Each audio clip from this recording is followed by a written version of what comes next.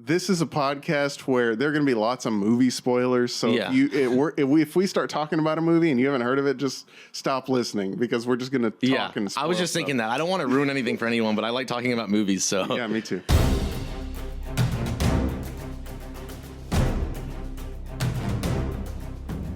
I think at 7-Eleven they have a policy of like if you just get one of these small coffees, they're supposed to give it to you for free.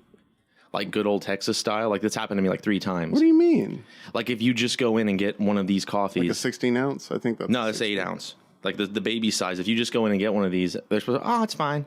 No, they don't. Yeah, it's not happened to me like 3 times. And then this morning when I got it, I was going to get a banana too. And right as I was reaching for it, I saw her just standing there. Like she was going to let me go. Waiting to see. She was going to let me go with the coffee. And then by then I couldn't fake that I wasn't going to get the banana. So I got screwed. Well, that's a good tip. Everyone go take free 8 ounce coffees from 7-Eleven. That's not legal advice. That's so Artifact is not legally culpable for if that doesn't happen. Myles. Welcome to the man edition of the Artifact Production Podcast. I'm going to leave that in with the stumble and everything. Catalina isn't here with us this week. She's taking a sabbatical, so it's just a boys club. Yeah, she said it was too stressful and she just couldn't be around us for a week. Boys will be boys. So we're not going to talk about anything about the crew. We're just going to talk she's about... not here to keep us on track. Going to talk about power tools. Yeah. My dad gave me a new lug nut for my circular saw, so now it won't spin whenever I'm trying to tighten the saw blade. So what do you think about that? And Home Improvement is actually a power tool show, so we've got our Tim Allen reference. Power. Power! Unlimited power! Okay, so now we've gone to Star Wars. Yeah. Myles, who is your favorite sub-character, sub-Jedi from the prequel trilogies, since you love them? Because you were a kid, right, growing up? Yeah, that was my jam. So I actually liked the movies. Yeah, that was your thing back in the day. I really liked Ki-Adi-Mundi and Plo Koon. Ki-Adi-Mundi is the one that gets killed in Order 66, right? Yeah, he's the one that has like the 2 brains. He's you liked him? Yeah. Well, because I had a toy of him before George Lucas made that weird mandate of like only blue and green lightsabers. Mm-hmm. Remember how it was like the Wild West in episode 1? People had crimson lightsabers and yellow lightsabers. Yeah. Ki-Adi-Mundi had a purple one, and I had never seen that. And I had the toy of him with the purple lightsaber, and I just thought it was the coolest thing ever. Wait, so they gave him a purple lightsaber? Yeah. And Mace Windu's was blue. Did you know the reason he likes purple is because in all his movies apparently he has something that's purple? Yeah, and Unbreakable, and the inside of his coat is purple. Really? It's like a Samuel L. Jackson thing. I wonder why. I mean, George Lucas should have been a strong enough director to say no, so he didn't ruin his universe. Did you see that? Well, real quick. Hey, this is the Artifact Production Podcast. We're not really talking about anything this week. That wasn't a joke. We actually aren't going to talk about anything. We're actually just kind of having fun and messing around. But I am still working on the teaser trailer.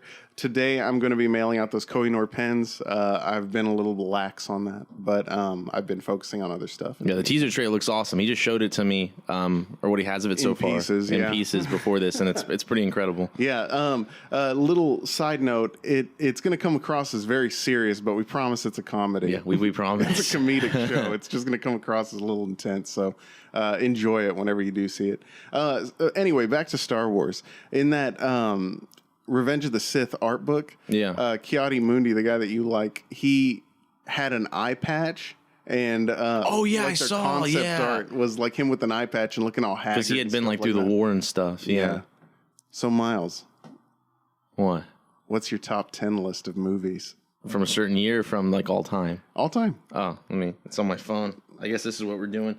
I won't take too long. I didn't ask to do this. This is a random question. Ever since, what was it, maybe junior year in high school, you started publishing and updating your top 10 movie list. And it's reflected my levels of maturity throughout the years. So but The Dark Knight Rises was on it. No, it was not on my top 10 of all time. You're confusing that with my top 10 of the year lists. Okay, let's go. I'll start at 10. Okay. 10 is Unbreakable, because it's an incredible little superhero movie. What? No, I never saw it. So well directed. I did see that scene. But it's M. Night. And I know. It's early M. Night. It's like first 3 movies M. Night. But I saw that scene where Bruce was like, more weight. Yeah, when he's bench pressing. Yeah. That's the cool thing about that movie is he does kind of super stuff, but you watch that and he's only benching like 450 pounds, which is a lot. Yeah. But it's kind of human. Yeah. And so there are a lot of cool little rules in that world that happen. It's I do need to watch that movie. Just superhero-y enough. It's like a really cool mythology. And it has a really cool surprise ending too. Oh, thanks. Well, I mean, it's M. Night. Yeah. I mean, it's first 3 movies of M. Night, so you knew. Did you watch, was it Splice? Was that his? Split. Did you watch that? Are you asking that in relation to Unbreakable or on its own? On its own. Wait, does it have relation to Unbreakable?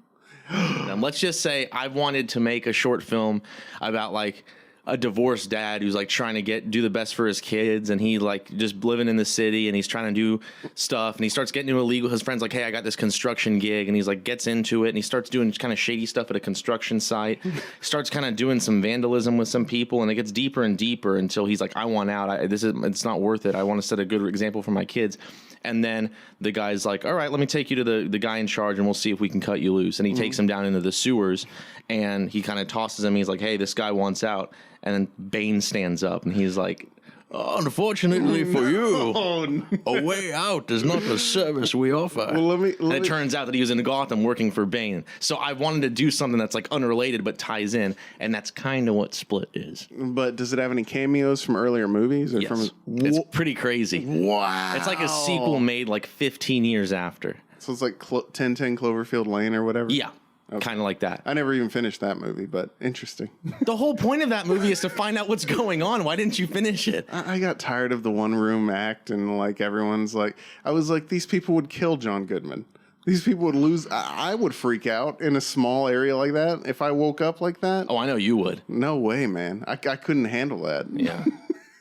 Now, the ending of that movie is cool. It's something like you wouldn't think. Does the monster like rip open the hatch or something? Well, it's like the whole point of that movie is he crazy or are there aliens? Yeah. And it just turns out that it's both. Like he's crazy? He's an insane killer who like takes those people that he brings in and like throws their bodies in acid if they start acting up.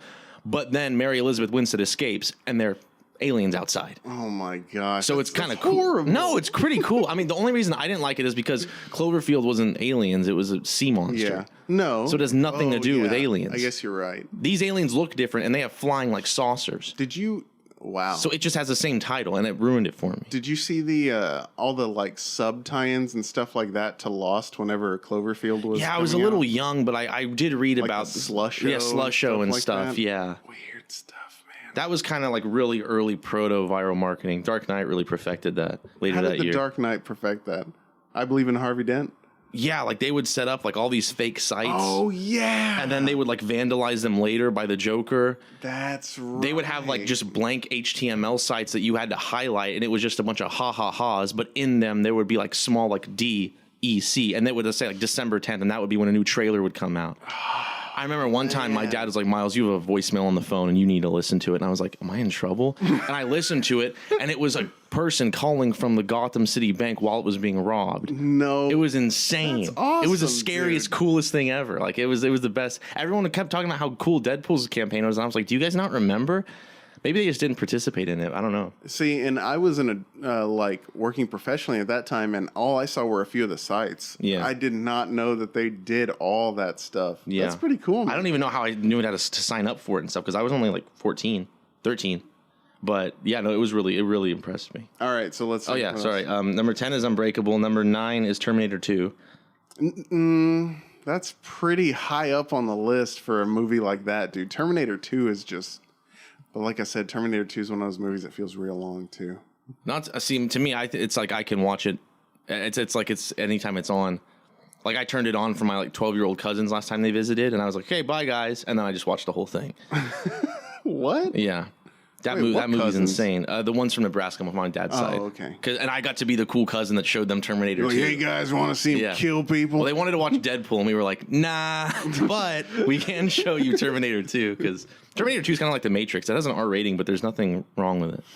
Terminator? Yeah, there's no bad. Well, actually, no. Sarah Connor cusses a lot. Yeah, and the T-1000 or T-2000 stabs people through the head, through the eye. Yeah, and through the. I remember the mom is holding that milk carton and she's like stabbed through the eye. Yeah, there's that one scene where the dude's twitching. Oh yeah, yeah, dude, that's definitely a. There's a really that is like the best prosthetic ever. Where at one point, like Arnold gets this big like beam, and just knocks the T-1000 over the head with it, and he splits in half like this, and it's just Robert Patrick split in half, but he's moving around, and there's clearly an actor in there. Yeah, and how did they do that?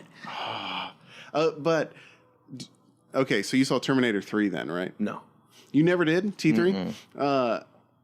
Terrible movie, but yeah. I contest that movie has some of the best visual effects in that series. Like it does this weird kind of blending of live action with CG that just came across as very good. There is this real terrible shot with like a truck that flips over in this giant chase scene, but there's a lot of really good CG in that movie. Yeah, that was really early 2000s, so they probably were still using like Stan Winston and those studios that were Oh yeah, Lord of the Rings was right around that time too. But they they went a bad direction because they figured like, oh, the second one introduced a fancier Terminator, so I guess that'll be the shtick for each movie. We'll bring a cooler Terminator. Now that's kind of the thing. New Terminators even though the whole point of the second movie was apparently if you didn't watch any of the trailers, you can watch the second movie all up until like the second act and still think Arnold's the bad guy. Yeah. Because the Terminator comes in, but then a police Terminator comes in. You're like, oh, he was going to protect John Connor. And then they're walking toward each other in that hallway. Man, it's so good. And then you realize that Robert Patrick's the bad guy and that Arnold's the good guy. Box of roses. Yeah. Oh, that's such a great scene. Man, he's such a good director. Yeah, it's really good. That's why I can't give him crap for all his. He has like 7 avatars planned. I can't give. I mean, he's James Cameron. It's been like 6 years since the last one, right? 9 years since Avatar. It came out in 2009. I was still 8 working years. at Funimation. Yeah, 8 years. It came out December 18th, 2009. Dude, that is so long ago. I thought he said it was going to take 5 years for Avatar. I mean. Okay, well. Okay, number 7 or 8. The crazy thing is that the Avatar just looks pretty good now. Like, remember, it blew our minds, but just looks pretty good now. Well, I was too drunk. Yeah. Yes. Number 8 is Point Break. Point Break. Never saw it. People might turn this off since they just saw Point Break is above Terminator 2 on my list. Yeah, but Myles likes cop movies. I really like cop movies about like male bonding and like manhood. What's up, bro? He goes up. They're gonna skydive at one point. Yeah. He goes, "You gonna jump or jerk off?" Yeah. Awesome. Well, real quick, since I've never seen that movie, if you could give me a 15-second pitch on why I should watch it. Tell me. It has a really like early action, like even pre like Speed Keanu Reeves. It's just like exactly post Bill and Ted. Really, like long hair. Yeah. Awesome. And he's paid by the FBI to infiltrate a gang of surfers who may be bank robbers called the ex-presidents who dress up as presidents and rob banks only during summers. And they think it might be surfers because they rob banks during the summer to fund their endless summer so that they can go around the world and travel and surf. And they kind of have this cool like Fight Club Zen mentality. And the cool thing is there are all these movies where you have to like they try to get you to sympathize with the villain. The villain, yeah. But Point Break literally has like beautiful, really nice, sweet Patrick Swayze, and you become his friend too. So that by at the end of it, he's like skydiving out of an airplane, and Keanu Reeves doesn't have a parachute, and Patrick Swayze is like, "I know you want me so bad, it's like acid in your blood, but not this time. Adios, amigo." And he jumps out, and then Keanu Reeves has this gun, and he just goes, "Fuck!" and he jumps out without a parachute down towards Patrick Swayze. It's amazing. And Catherine Bigelow directed it, James Cameron's wife at the time. I have to watch that movie. Yeah. Yeah, it's like Fast and the Furious, but yeah, exactly. Not campy. I mean, the irony is the guy that the DP for Fast and the Furious, the first one, photography for those. That is a guy named Erickson Core. Mm-hmm. He directed last year's remake of Point Break that no one saw. Oh man, how was it? He was also the DP on Daredevil. Yeah, I saw it just out of curiosity. Yeah. It was horrible. It wasn't. Horrible. Hollywood, stop making remakes, please. Okay, so that was number 8? 8. Number 7 is The Dark Knight, which doesn't really need any explanation. I don't know. I think I would have put that a little higher. It's one of the greatest American crime dramas ever made, one of the best crime films ever made, and probably other than Sorry. That wasn't a text. It was YouTube. Other than maybe a couple movies, like maybe the Lord of the Rings trilogy, probably the most influential movie of this millennium so far. If you ever hear me make fun of Myles about, oh my God, it was the greatest movie of it, that's why. It's because of The Dark Knight. It's because of literally what you just heard. It's the greatest crime drama of the 20th century. 21st. Okay, but it is pretty good. There are a few. Okay, how much time do you think you could cut out of that movie? I could maybe shave 7 to 10 minutes off. And you think that deserves to be above Terminator 2? I mean, yeah, because Terminator 2 has that long desert sequence in the middle that drags, where they go to visit Sarah Connor's friends in the desert. The reason Terminator 2 is given all this reverence is because of the VFX in it. Yeah. It's because it was groundbreaking. First fully 3D character, 3D model, stuff like that. Mm-hmm. So, yeah, I kind of understand why that's placed a little bit lower. Dark Knight, though, aside from being Heath, are you going to watch that documentary? I Am Heath? Yeah. What interested me is that I'm Heath Ledger. The trailer didn't show any Joker stuff, so I think they're saving that. They're saving that for the very end, dude. When you do that type of method acting, I mean, you got to go crazy, right? Yeah. Yeah. Sorry, Heath. That's like a Kurt Cobain situation where you can only be so talented before something has to happen to you. Rest in peace, Heath. You're the best Joker. You were the best Joker. Actually, well, he's just saying that for the podcast. Before this, he was telling me that the Jared Leto Joker was his favorite. Yeah, he's inspired, truly inspired, especially that cut here or whatever it is, that tattoo he has across his neck. My favorite tattoo is the one across his stomach that says Joker. No, are you serious? No. I never watched. It says, no, but it is in is giant, really like, Algerian font. It just says Joker. Like they ran out of stuff to say. Like he's a card? Yeah. No, not even, it just says Joker. Like the character's name is just on his stomach. I never watched Suicide Squad, so